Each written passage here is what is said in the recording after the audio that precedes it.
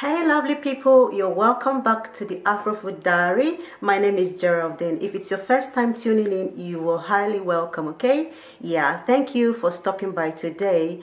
And guys, today's recipe is actually special, and it's different and special as well as interesting, guys. Yeah, because I'm gonna be cooking in my native dialect.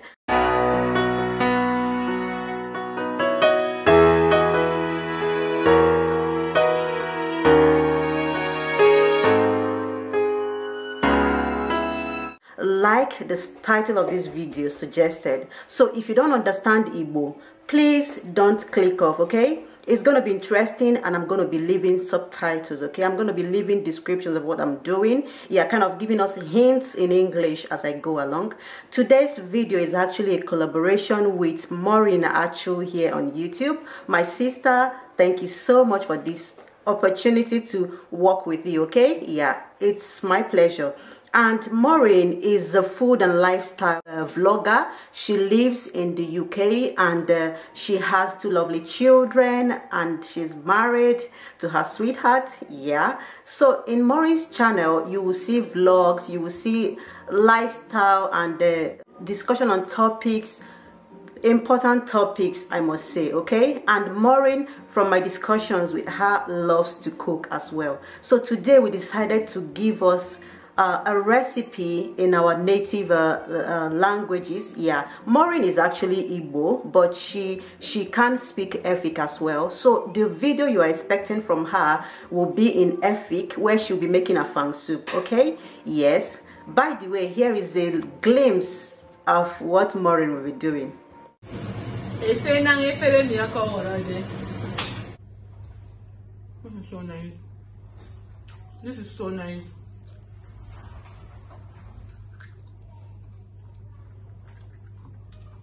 This is so nice, you guys. So Maureen is going to take you through that in Efik as well. I'm sure it's going to be really interesting. Go ahead to her channel and check her out. Go ahead. If you haven't met Maureen already, please go ahead and show her some love. Okay, thank you. So guys, without wasting much of our time, let's do that big switch. Ndewonu ndị be anyị, unu emekwala sonyere m n'ụbọchị taa n'ihe esimesi anyị a, anyị kpọrọ ya soro m sie ma rie. Ihe mụwa ga-esikwa n'ọbụ ụkwa. Onye mụ na ya mekọrọ ihe nkiri ọnụ, aha ya bụ Maureen Achu. Ọwụkwa onye na-emepụta ihe nkiri na YouTube. Biko nu gaa n'okunu nọnyere ya. Ihe ọ ga-egosi anyị n'ụbọchị taa bụ afang soup. Ọ ga-emekwa ya n'asụsụ obodo anyị bụ Nigeria, a na-akpọ Efik. Mụwa na-eme nke m n'Igbo. Ụmụnne m, ka anyị sie n'ụkwa. Ụkwa nke m na-esiri unu taa, ọ bụghị nke ahụ anyị maara bụ esie ya, ekupu mmiri ya iche, tinyetụ ya nnu wee rie ya ụta. Nke ahụ atọkakwa. Ọkwa ya ka m na-esikwa mgbe niile. Mana nke taa dị ihe ndị oyibo na-akpọ special. Unu aghọtago? Ya bụ nsiche ya, irie ụkwa, iricha ị na-ajụ ka ebe si ihe ọkabụkwa ụkwa ka onwe ihe ọzọ. Anyị agaghị egbu oge ma ncha, mana o doro anyị anya na ụkwa ọ bụghị 2 minutes noodles. Ya bụ ọ bụghị indomie nkeji abụọ, nke bụ na ọ na-ewe oge isi ụkwa sima ya esima. Ya bụ na anyị anaghị ebido n'isi si ụkwa kịta, esiela m already, sichaa rie, gazie wa ahụ kwado, bịazie ka m kọrọ unu ka m si sie ya. Unu aghọtago? Ya bụ ụmụnne m, bịanụ ka anyị sie ụkwa. Ihe mbụ anyị ga-akwado maka nri anyị na-akwado isi bụ ụkwa anyị. Nke a bụ isi ahụrụ kwaba okpu maka nri a anyị na-akwado isi. Unu anụgo? Ụkwa m anọọla ihe dịka ọnwa 8 na friza m. Esi m ala Nigeria were ya lọta.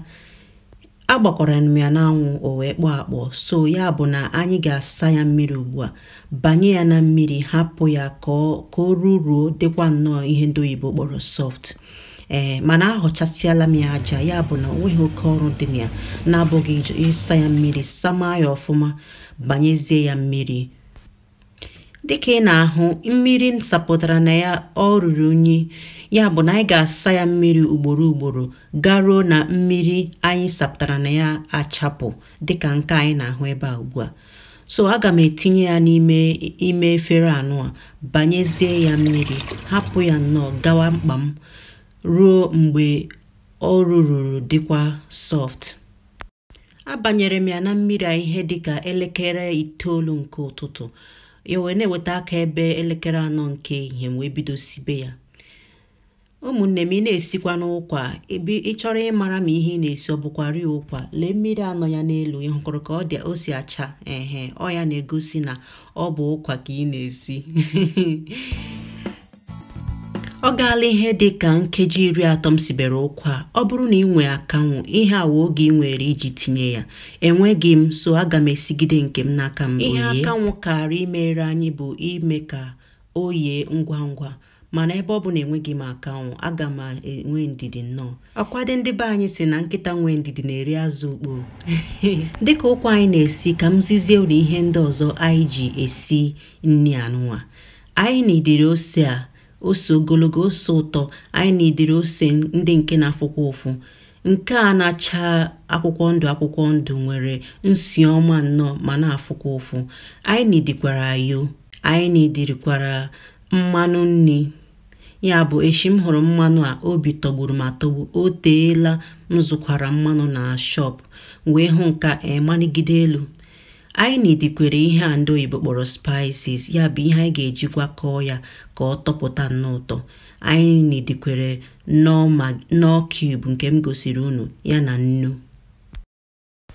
Ihe abụọ ọzọ dị oke mkpa na nri anyị na-esi bụ ụkpaka, ya bụ ụgba, ya na akwụkwọ anyị kpọrọ nchụanwụ.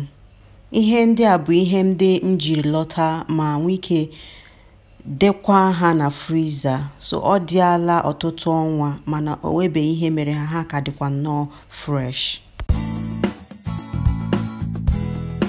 Anyị ga-eji azụ a nwa bekee kpọrọ salmon esi ihe a, mana aga m amị ya mekpọọ ya nnọọ dịka azụ ọkpọ. Inwekwa azụ ọkpọ, biko tinye ya na nri a. Enweghị m, ya mere aga m eji nnọọ cryfish n'ebe o hiri nne. Akwụkwọ nri na-amasị m nke ọma, ya mere aga m esikwa akwụkwọ nri a n'akụkụ were savụọ ya. Họrọ nnọọ akwụkwọ nri dị gị mma were mee otu a. Enugo, agakwara m nnọọ kwụọ aka m ọfụma n'ihi na anyị ga-etinye nnu na ose na spices ndị ọzọ ahụ na-azụ a tupu anyị amịa ya. Ya bụ na etinyego m nnu kịta, spices anụ a ga-abakwa n'ime ya.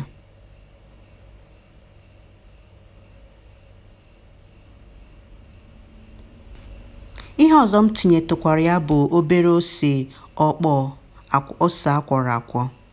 Aga m eji nnọọ aka baa sịchaa ya, mee ka ihe ndị a anyị tinyechara n'ime ya baa ya n'ime, bamie tupu anyị etinye ya n'oven ka ọ mịa.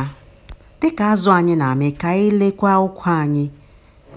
Ugbu a ọ gaala ihe dịka nkeji 30 ọzọkwa ka anyị lete ka ụkwa anyị si eme, mara ma ụka akpara akpa ma ejikwa isi ekwe ya o.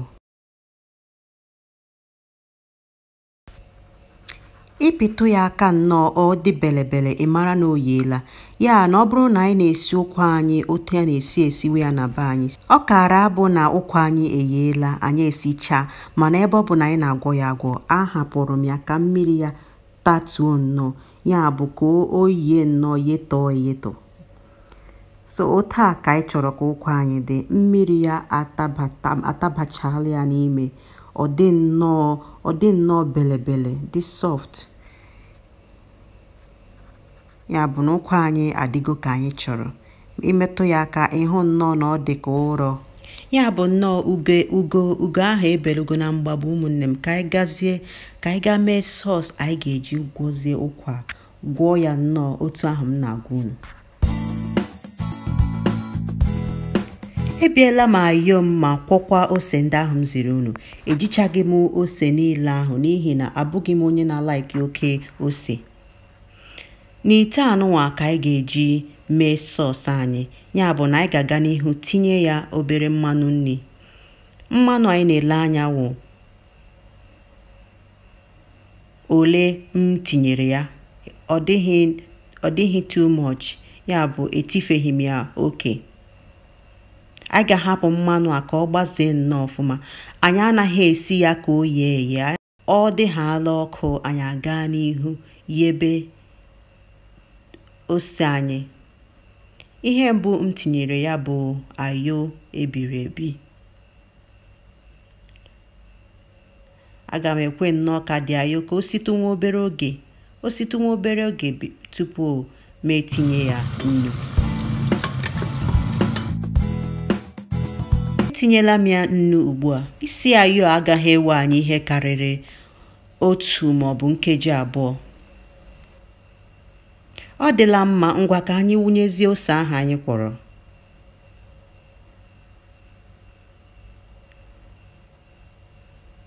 Anyị ga-akpaya ya nnọọ, kpaya ya nke ọma. Mee nnọọ ka ihe niile ahụ anyị tinyekọrọ n'ime ite a ka ọ bịakọta nnọọ ọnụ n'otu dị mma. Aga m ekwuchikwa ite a na mgbe na-adịghị anya, hapụ ya nnọọ ka ọ sụọ, ganye nnọọ na mmiri dị n'ime ose ahụ atatuo. Nke a nwere ike iwe anyị ihe dị ka nkeji 6 na nkeji 8.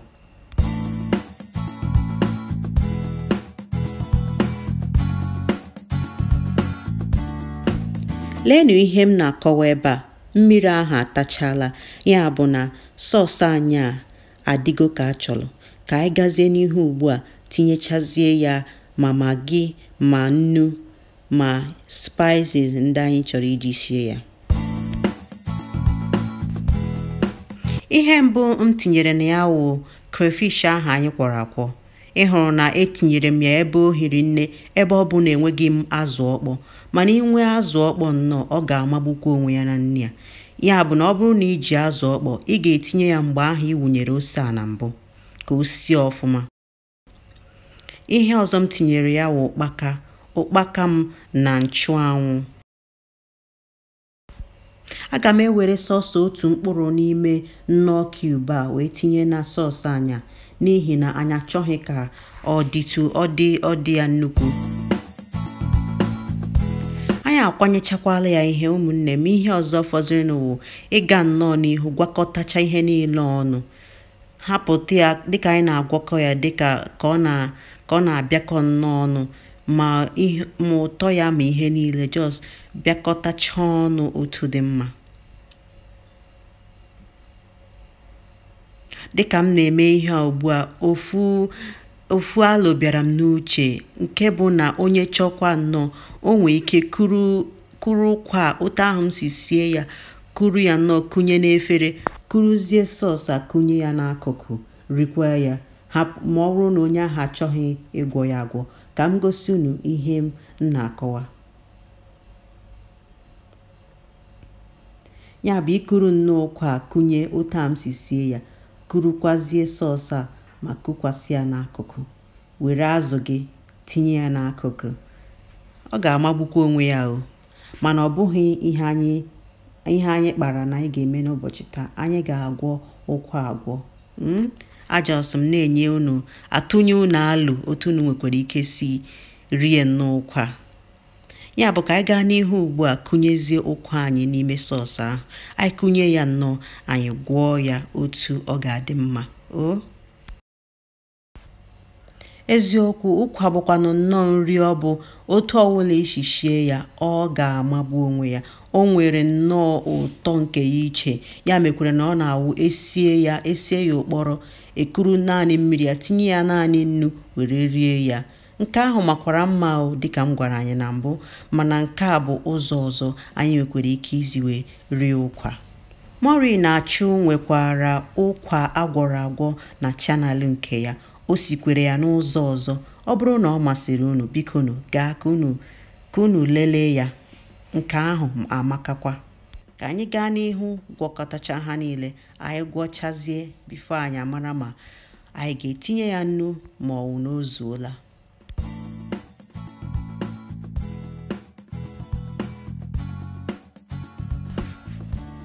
Ngwanụ, ọ dị mma, mana anyị ga-etinyekwa ya nwa obere nnu ugbu a. Anyị ga-agakwa n'ihu gwọọ ya nnọọ ọfụma ọzọ, hapụzie ya ka ọ nọtụ nwa obere oge n'ọkụ.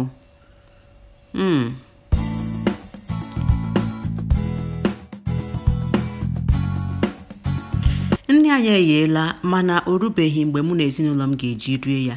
Ya mere m wee sị ka m mee ihe ndị oyibo kpọrọ testing, gosi unu ka ọ dị tupu m si unu nọdị mma.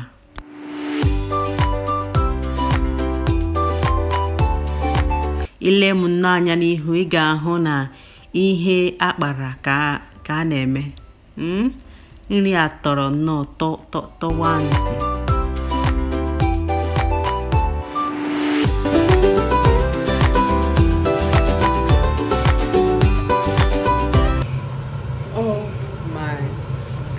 Nke pụtara chimo. Ka nri si atọ nụ bikonu. Ụmụnne m biko, onwezi ihe ọzọ m nwere ikwe na-abụghị sienu nri a, gwazienu m ihe unu chere. Ọsọ gị isie ya, were ya mee mmemme, ndị mmadụ ga na-ajụ gị ka esi mee ya bụ nri.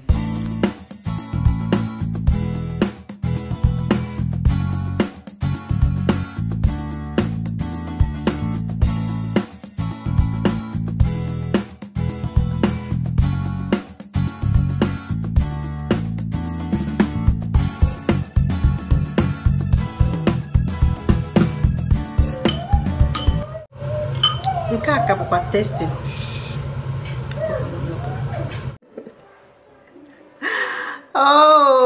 Unu ahụkwara nnọọ ihe ụkwa ahụ tọrọ, ụmụnne m. Unu ahụkwa ihe ụkwa ka tọrọ. Ọ tọrọ m nnọọ, tọwa m ntị. Tọwa m ntị. Ọ dị m nnọọ ka ya bụrụ unu n'ebe a, ka ọ bụrụ nnọọ na mmemme ka anyị just mechaa unu erie nnọọ confirm ụkwa, mana nsogbu adịghị ya. Ihe anyị ji egosicha ihe ndị ebe a ụka unu nwee ike soro anyị mụta ma nwee ike sikwa otu unu chọrọ ma unu chọọ. Ọkwa ya mere m ji ekele adane m Maureen, nne Chukwu gọziere m gị, nugo.